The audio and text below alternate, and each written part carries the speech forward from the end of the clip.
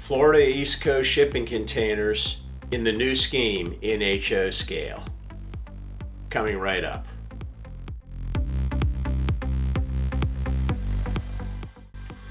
Do you want unique containers and models on your railroad, or do you want the same containers everybody's running on their layout? Well, Florida East Coast containers are available ready to run from Athearn, Concord, Atlas, and probably others. And they're all in the old scheme. Here's what the new containers look like. And if you want containers like this for your railroad at the time I'm making this video, which is early June 2020, you have to roll your own. And that means you've got to use the decal sheet from Circus City Decals. So here's how I created these two containers.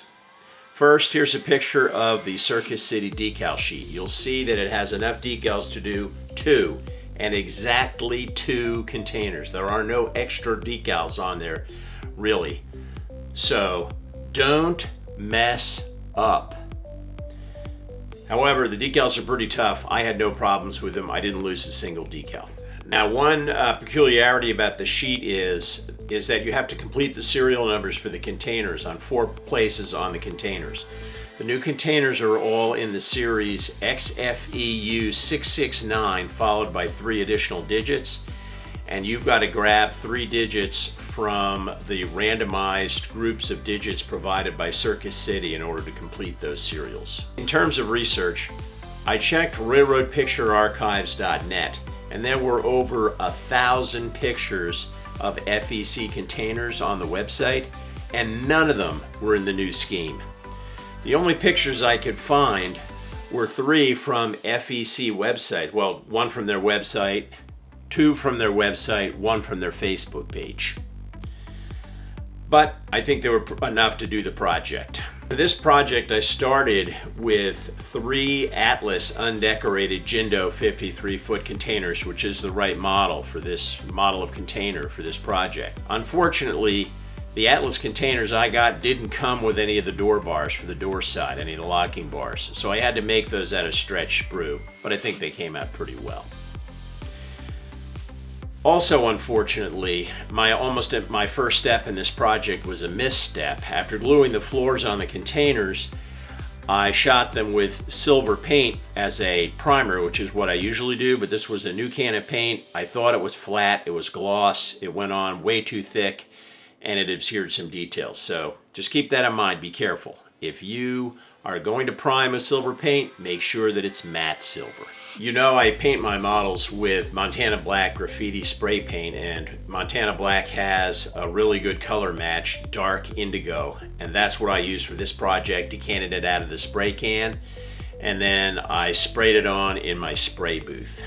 As for the decals themselves, they were really opaque. I was worried that the dark blue would come through the white. Didn't happen. I was really happy with that. I'd had some concerns and issues about that when I did the ONE shipping containers with the Circus City decal sheet, but this worked out great. I did have to make some adjustments. You'll notice on the decal sheet there are little areas in fine squares, and those are the decals that go on the ends of the containers. So on the fronts of the containers, I did exactly what Circus City intended, I think, which is I just cut that out as one large decal, put it on.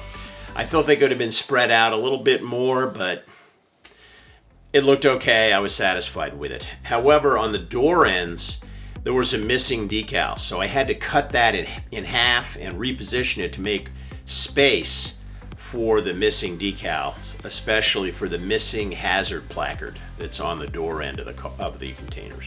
So here you see the decals that I found that were missing from the Circus City sheet, and they're all on the door end of the container. There's probably some markings on the top of the container, but Circus City didn't provide them, and I have no pictures of the top of the containers. But on the door end, there were some decals that were missing. There were conspicuity stripes at the top, white. I got those from a smoke box graphic sheet. There was a data placard and also a hazard placard frame that were missing, I got those from a microscale sheet. And then down at the bottom edge, there were some white and red conspicuity striping for when the containers are being trailered. And I got those from a different microscale sheet, and I had to cut them short in order to fit between the door bars. So there you have it, another quick project completed. Not perfect, but I'm pretty happy with the results. I think you'll enjoy the Circus City decal sheet if you get it. $10 well spent. Until next time, this is Bob Johnson with PK&W Railroads signing off. Happy modeling.